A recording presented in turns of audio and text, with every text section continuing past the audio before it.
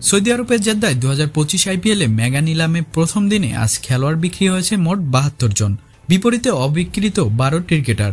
প্রথম দিনে অবিক্রিত থাকা ক্রিকেটারদের মধ্যে সবচেয়ে বড় নাম ডেভিড ওয়ার্নার, জনি বেরেস্টো। আর ভারতীয় ক্রিকেটারদের মধ্যে দল না পাওয়া তালিকায় আছেন দেবদূত পাডিক্কাল। আইপিএল 2025 মেগা নিলামে অবিক্রিত হওয়া প্রথম খেলোয়াড় দেবদূত পাডিক্কাল। যদিও পরে তিনি দল পেতে পারেন।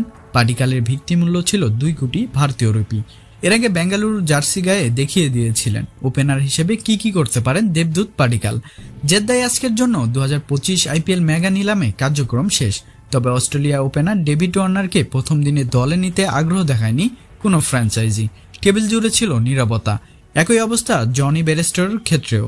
ইংল্যান্ডের কিপার ব্যাটার জনি বেরেস্টো গেল আসরে পাঞ্জাব কিংসের হয়ে টুর্নামেন্ট মাতান। আপাতত বেরেস্টোরকে কেউ কিনল না। তার ভিত্তিমূল্য ছিল 2 কোটি রুপি। আজ অবিক্রিত থাকা ক্রিকেটারদের মধ্যে দল পাননি আফগান বোলার ওয়াকার সালাম খেইল। আইপিএলের অভিজ্ঞ স্পিনার পীযুষ চাওয়ালের জন্য কোনো দলই আগ্রহ দেখায়নি।